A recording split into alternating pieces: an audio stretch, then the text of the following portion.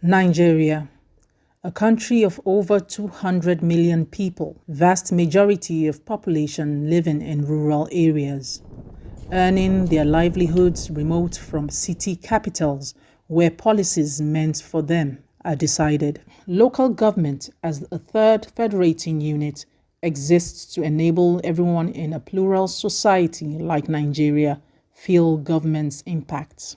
It relates to a grassroots government that touches the lives of people in the rural areas.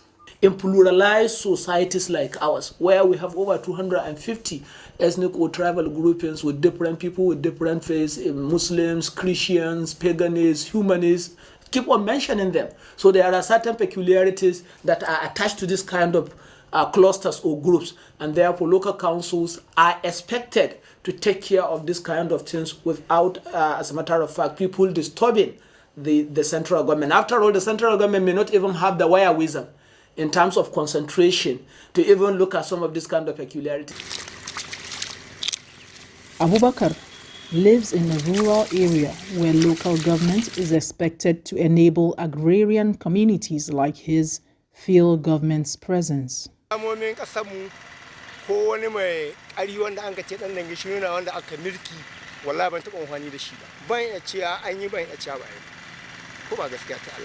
People are not really feeling the impact of it. And this is as a result of some of this constitutional problem and unnecessary political interference, yes, that affected how this local government are governed and how they carry out their major activities. In fact, that is why many people are now linking the high level of insecurity, high level of poverty, high level of illiteracy and employment that ravage this country to this problem of local government having no funding, no serious funding to carry out their major functions and their responsibilities. The little money given to them by the through the federation account is being taken away by the state government and the political leadership at state level. The 10%, because from the constitution, local councils are supposed to benefit from 10% of internally generated revenue of their own states. How many governors today even allow them to utilize the one coming from the center? Talk less of even giving them 10% of what he generated are internal. The major challenge undermining the impact of local government, experts believe, has to do with some provisions of the Nigerian constitutional law. For example, the constitution says that everything about development of local councils, including appointment or election into local councils, reside with the state government through the state houses of assembly. How on earth will a state governor, for example, who is aware of these absolute powers, large concentration of powers upon him, will allow local councils to work and prosper? The chairman is already handicapped in terms of financial autonomy. And for a chairman to deliver, that autonomy is needed. Absence of autonomy notwithstanding, people at the grassroots share some dividends of democracy through the joint account allocation system, which state governments share with local governments. And I have 11 wards. From each ward, we have executed a project from state and local government, inshallah. General Hospital Rapa, totally renovated and equipped with medical gadgets and equipment. Unless we unbundle that provision in the constitution and make these local councils as free as state government are as against their relationship with the federal government, hardly we can, as a matter of fact, rescue them from unnecessary interference and intimidation. Constitutional review is underway in Nigeria, and with high hopes, changes made will benefit and further empower the roles of local governments.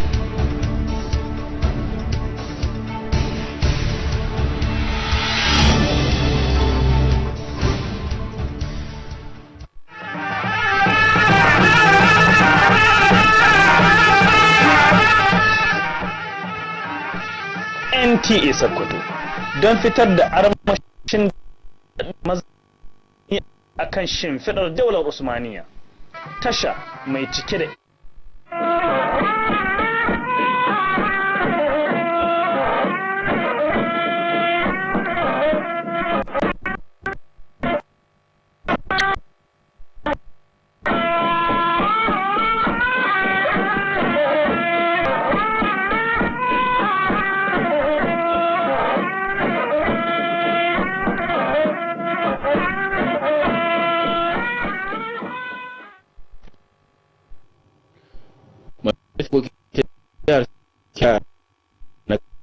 an tallafa waɗanda suka yi fama da ciko.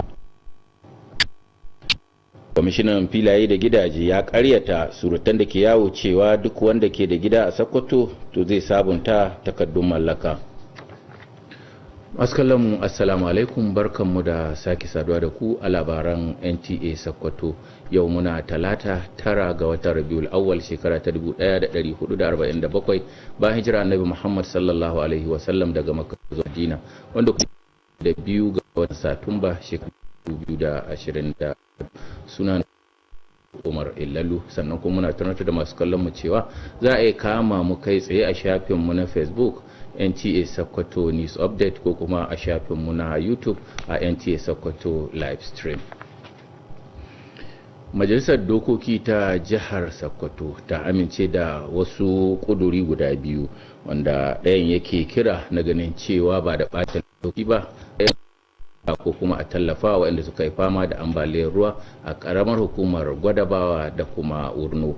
Dan majalisa mai wakiltar ƙaramar hukumar mulki ta Gwadabawa ta Faruku Sidi da kuma ne da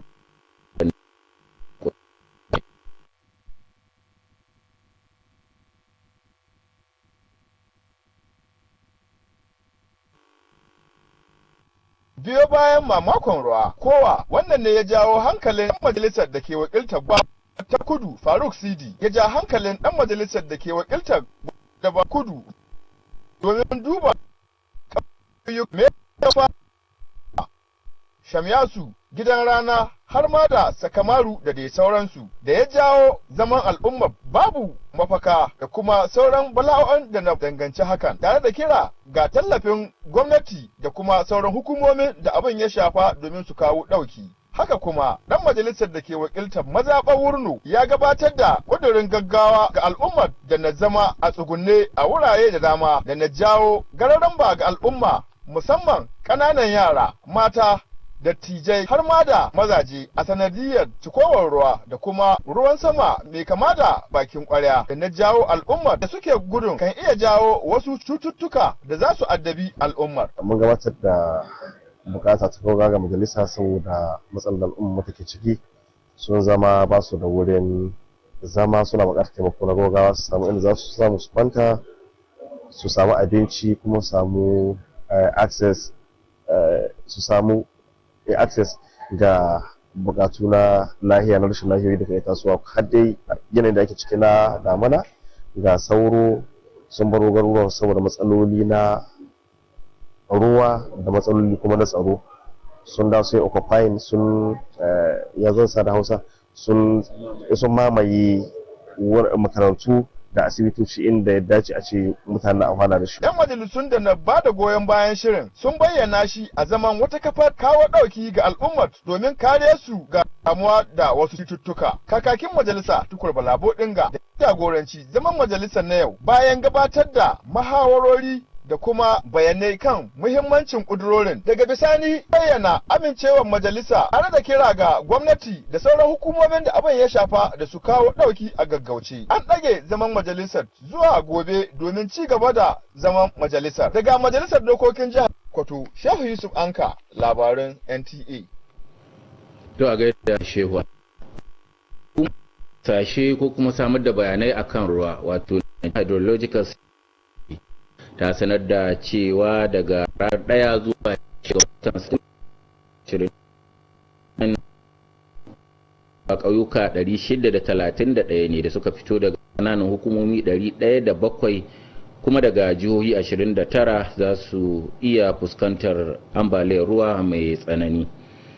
A wani bayani da hukumar ta fitar, an bayyana jihar Adamawa, Anambra, Bauchi, Benue, Borno, Delta, Gombe, Jigawa, Kebbi, Kogi, Lagos, Ogun, Plateau, Sokoto, Taraba, Yobe, Zamfara a jihohin da ake sa ran za a iya samun ambaliyar ruwa mai tsanani.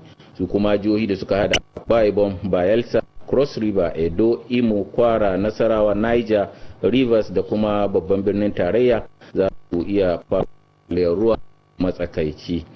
Hukumar ta ja hankalin cewa a wayannan wuraren za a iya samun hasarar kayayyaki da kuma iya kawo tarnaki ga zirga-zirga a wannan yankunan. An yi kira ga jama'a da kuma gwamnatoci da su kasance cikin shirin kota kwana kuma su yashe magudanan ruwa, sannan kuma su ɗauki dukkanin matakan kariya da suka kamata. To Allah ya tsare kuma ya sa abin ya zo da sauki. Bayan rahotannin da suka yi ta yawo a kafin ta ɗauki alwashin cewa duk wanda ya mallaki to zai sabunta takardu na kwamishinan hilaye da gidaje barista Nasiru ya karyata wannan labarin. Ya yi bayanin cewa waɗanda za su sabunta takardun su ne waɗanda dama suke da wannan takardar da ake kira CFO. Haka dole bane ga dukkanin wanda mallaki. Ga Nuruddin Abdullahi Adili da sauran bayanai. Kwamishinan hilaye gidaje da su biyo ya bayyana cewa wannan sabunta takardun da za a yi ba sabon abu bane da har zai kawo wasu jijiyoyin waya. Ya bayyana cewa abu ne da ake tun lokacin da ana gwamnatin arewacin Najeriya da gwamnatin tsohuwar jihar Sokoto da kuma Sokoto ta yau. Barista Nasiru Dan Tsoho ya bayyana cewa wannan sabunta takardun fa masu ra'ayi waɗanda suka ga suna da ra'ayin su sabunta takardun su ne aka baiwa wannan dama. Ya bayyana cewa a daina yayata labarun da ba shi da tushe balle ma asali. Kuma mutanen da ke rike da wannan takarda su sun sani akwai wani abu da ya kamata su zanka biyan gwamnati ga kowace shekara wanda ba su biya. Gwamnati ta fidda gadamar domin a zo a sa waɗanga certificate. Ba kowa ake magana ba, don mutane sun ɗauki abin da surutu cewa an ce sai an ba da 200,000. Mai certificate ake magana fa. Idan ka zo in ma ba a biya ka bashi you are update. Ba musu gane cewa ba mu amma in ka sake duk lokacin da wani abu ya taso za a yi to dole sai an biya kuɗin gwamnati. Babu dole kuma ba kowa ke da shi ba kamar ni faɗa, wanda ke da shi ne ake magana, wanda kuma ke so a mishi sabon certificate yanzu ga irin wanda muke basuwa. Kun ga wannan shine sabon certificate na yanzu in ka duba nan an sa hoto, to daga baya nan akwai wurare da aka sa na sa hotuna gaba ɗaya ganin su nan in kaga gidan ko har ya ƙare. Idan ya ƙare wannan za mu yi retrieving wannan sai a juya a sake sa hoton wanda a present owner, but the record is there. Da an ji ba za a ga ga process din da an ka hayya to ya kawo nan. Sannan kaga wannan taswirar ka gani ga ta nan baya ga iyakar hilinka. Kwamishinan ya ƙara bayyana cewa dalilin kirkirowa da wannan aikin wato an shi ne domin a sauƙaƙa sabunta takardun da kuma zamar da shi na zamani wanda ko ina mutum yake a faɗin duniya za a iya ganin takardunsa. Adili labari. To mai kallon mu yanzu kuma za mu ɗan leƙa sashen na talla ya dawo da Oh, remember how mom used to wake up before everybody to make breakfast, iron our uniform, and surprise that woman with something special. Reward your mom with a trip to Zanzibar in the 2025 Three Crowns Mom of the Year competition. Write a note using each letter in your mom's name and submit with any of these on our website or at any of our collection centers. T's and C's apply. Three Crowns Milk. Healthy moms, happy families. Barka da dawowa. An bayyana buƙatar ganin cewa gwamnatoci a kowane mataki masu iya ganin cewa sun cimma buƙatunsu na zakka da wakafi ta jihar Sokoto Muhammad Lawal Mai Doki shine ya wannan kiran a yanda yake gabatar da wani tallafi na karatu ga iyalan jami'an tsaron da suka rasa rayukansu wajen kare martabar ƙasa. Ga sabon birni dauke da sauran bayanai. Wajen yara guda 14 ne fata da karancin wata makasa.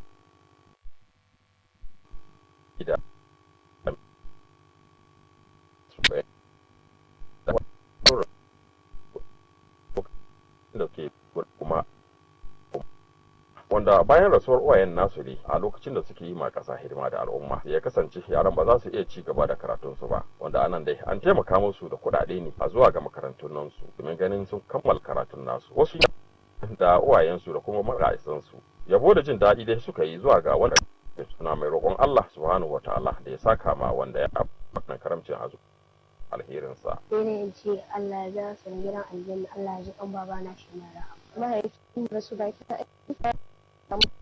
da shi da zamu koma makaranta mu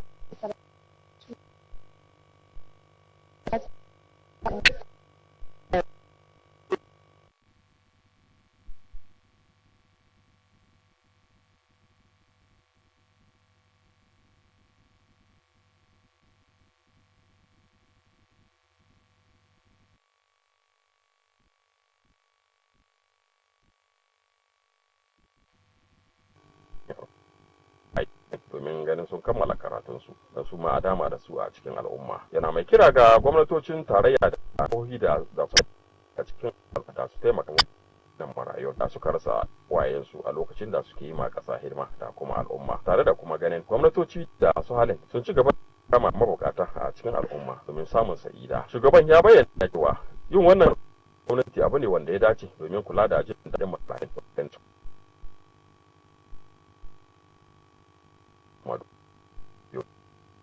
Kada wanga taimakon da an kai musu ya sa sauran jama'a su ce kai ba su da bukatar taimako. Muka muna ganin farawa na duk mai halin taimakon su da Allah ya taimake su. A tunanina duk wanda a shugaba na federal government ko shugaba na jiha ya kamata wannan ya dana daga cikin abin da zai sawa gaba wajen kula da ganin cewa duk wanda ya mutu to iyali ne ba su rasa makaranta ba su rasa kula da lahiyar su wurin shiga su kwana ba. Hukumar zakka da wakafi ta jihar Sokoto dai na ci gaba da sa sa'ida ga rayuwar mabukata da ke jihar nan ta hanyar shirye-shirye daban-daban wanda sukan fito ne daga gwamnatoci da ɗaiɗaikun al'umma da kuma ƙungiyoyi daban-daban wanda taimakon kan iya kasancewa a haujin zakka daga hukumar.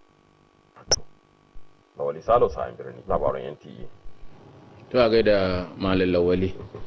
Labarin da muke samu yanzu nan yana cewa shugaban kasa Bola Ahmad Tinubu ya bada umarnin sake dawowa da CEO Abdulhamid Dambos a matsayin Director General na gidan talabijin ta kasa wato NTA bayan dan sauke su da aka yi a satin da ya gabata. Abdulhamid Dambos dai shugaban kasa Bola Ahmad Tinubu ne ya nada shi a matsayin Director General a watan Oktoba na shekara ta 2023 kuma yanzu zai dawo ya iyar da shekaru da suka radin mulkinsa.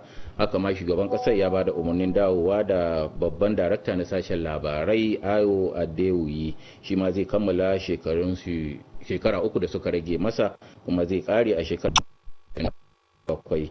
Wannan bayanin dai ya fi ga gaban kasa shawara akan sabon da bayanai wato Bayo Onanuga. To yanzu kuma ga Safiya da za ta buga wasan neman shiga gasar duniya ta FIFA shekarar 2026 da Najeriya a ranar Asabar za ta isa garin Lagos yau da yammaci. Wasan na nesa da shugabannin rukunin wato Afirka ta Kudu wadda ke da maki 13 kafin hukuncin FIFA kan amfani da dan wasa da bai taɓa a nasarar da suka yi a kan da sutu watan Maris na bana da kuma kasar Rwanda da jamhuriyar Benin da Najeriya ta matsayin da maki 7. 'Yan kasar Lesotho na da maki 6 yayin da Zimbabwe ke rike da kasan teburin da maki 4. Wasan ranar Asabar a filin wasa na Godwill Akpabio da ka sayan da biyu da da ke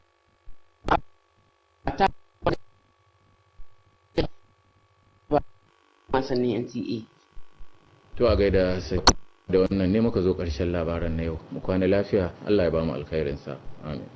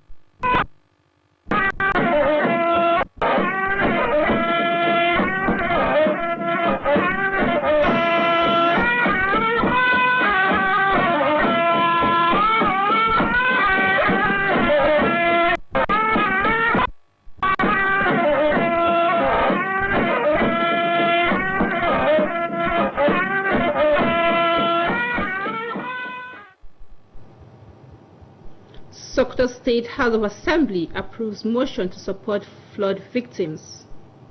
Commissioner Land and Housing denies mandatory certificates of occupancy renewal for all homeowners. Good evening and welcome to NTA News Sokoto. Today is the 9th April 1447. This is equivalent to 2nd September 2025. Remember that you can watch this news on our social media handle. Facebook at NTA Sokoto News Updates, YouTube at NTA Sokoto Livestream. I'm Hawawa Abdullahi. The Sokoto State House of Assembly has approved 2 separate motions seeking urgent intervention for flood victims in Gwadabawa and Wurno constituencies. The motion presented by Farouk Sidi of Gwadabawa South and Shamsu Aliyu of Wurno urged the state government and relevant agencies to take immediate action to support affected communities. Sheikh Yusuf Anka reports. At today's plenary, member representing Gwadabawa South, Farouk Sidi, drew attention to the immense downpour in the villages of Meli, Tungarnoma, Tungarfawa, Shamyasu, Gidanrana, and Kamaru, among others, where residents were displaced due to flooding and other disasters, calling for urgent intervention by the relevant authorities. Also, a member representing Wurno constituency raised an urgent matter of public importance on the need to come to the aid of displaced persons, who are mostly children, women, the elderly, and households roaming about homeless due to flooding, prolonged rainfall, and other calamities, with fear of them being exposed to communicable diseases. Members further contributed, stressing the need to protect the victims from hazardous effects. The Speaker, Tukurbala Bodinga, who presided over the sitting, after due scrutiny and various debates by members, announced that the motions were unanimously approved by the House, with an urgent call for swift action by the state government and relevant agencies. The House then adjourned plenary till tomorrow for continuation of legislative proceedings. From the Sokoto State House of Assembly, Sheikh Yusuf Anka, NTA News. The Nigerian Hydrological Services Agency, NIHSA, has announced that between September 1st and 15, 2025, 631 communities across 107 local government areas in 29 states may experience high-risk flood. In the statements, the agency listed Adamawa, Anambra, Bauchi, Benue, Delta, Gombe, Jigawa, Kebbi, Kogi, Lagos, Ogun, Plateau, Sokoto, Taraba, Yobe, and Zamfara as states at high risk. States such as Akwa Ibom, Bayelsa, Cross River, Edo, Imo, Kwara, Nasarawa, Niger, Rivers, and the Federal Capital Territory may experience moderate flooding. NIHSA warns that the anticipated flood could lead to property destruction and disruptions to transportation routes. Citizens and government are urged to remain vigilant, clear drains, and take necessary precautions. Following widespread reports on social media that all house owners in Sokoto must pay for the certificate of occupancy, the State Commissioner for Land and Housing, Barrister Nta Sokoto, has dismissed the claims as misleading. He clarified that the renewal applies only to properties that already possesses certificates and is not compulsory for every homeowner. Nuruddin Abdullahi Adili has more on the reports. The renewal of CFO is not a new policy introduced by the Sokoto State Ministry of Land and Housing. The policy dated back to the era of the regional government of northern Nigeria, which later transformed into the former northwestern states and subsequently into the present-day Sokoto State. Barrister Nta Sokoto revealed that the renewal applies only to interested property owners who possess a certificate of occupancy, cautioning the public against unnecessary rumor mongering. This is not something new. We are only updating the report of the ministry. Initially, all the reports are analog records. In other words, they are not kept within the electronic means.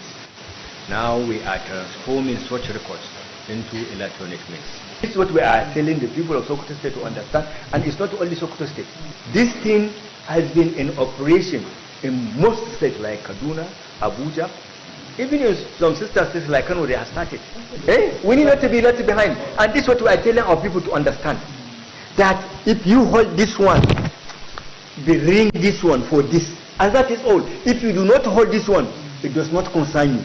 But if you want to do it, when we are issuing, we issue you this. He added that the motive behind the renewal is to simplify the process and digitalize it through electronic means. In Sokoto, Nuruddin Abdullah Adili, NTA News. The news continues after these such messages. Please stay with us.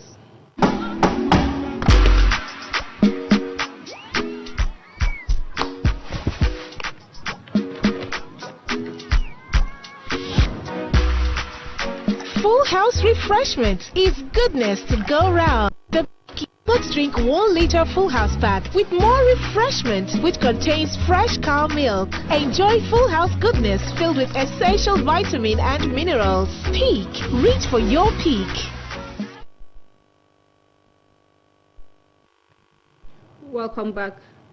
The need for government at all levels and wealthy individuals in the society to support families of fallen heroes towards addressing their rights has been stressed.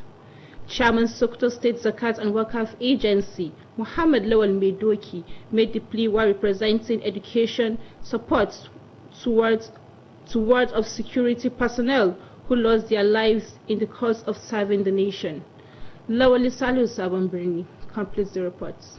About 14 children who are families of fallen heroes comprising of policemen, military, DSS among others, who while in the course of serving the nation and by extension humanity lost their lives following death of their breadwinners while in the course of serving the nation and could not afford to continue their studies. They receive amounts required by their institutions to complete their studies. Some of the children and their caregivers expressed delight on the gesture. Prayed Allah to reward the benefactor abundantly. This will help us to study, and we are very grateful. I said that God should bless all of them that are involved in the health. When this trauma finish her education, we'll be able to assist her junior one. Chairman Sokoto State Zakat and Wakaf Agency, Muhammad Lawal Medoki, said the gesture is to help the orphans complete their studies and foster a sense of belonging in society. He appeals to the federal and state governments as well as well-to-do in society to help such orphans whose parents died in the course of serving the humanity, as well as other less privileged persons in society. He said it is significant for governments to address the plight of such orphans who lost their parents, protected the nation, lives and property of citizenry. Done our little best from the little money given to us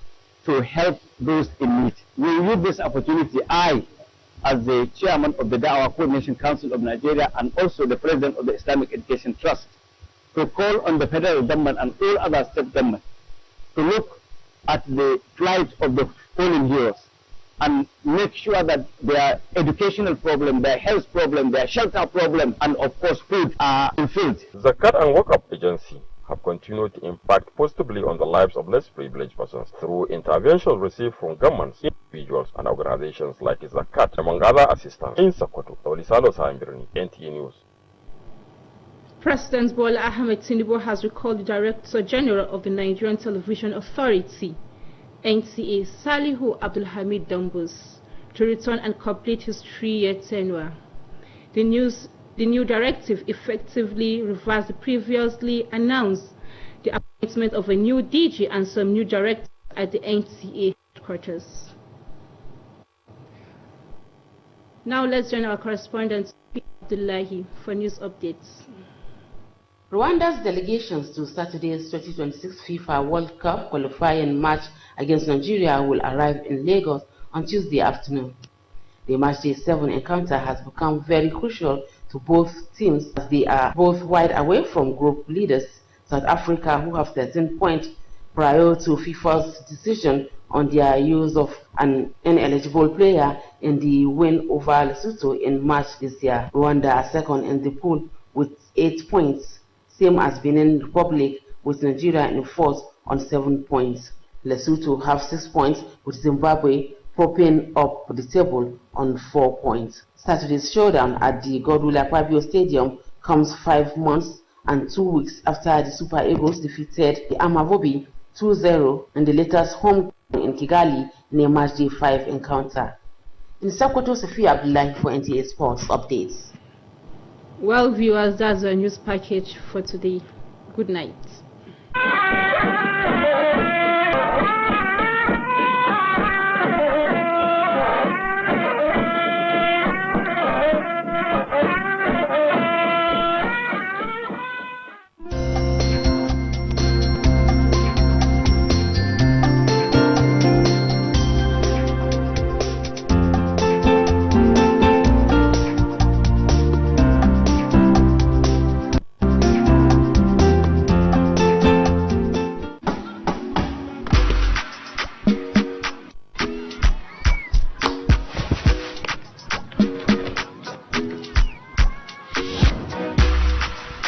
Full house refreshment is goodness to go round. The Peak Yogurt Drink 1 liter full house pack with more refreshment, which contains fresh cow milk. Enjoy full house goodness filled with essential vitamin and minerals. Peak, reach for your peak.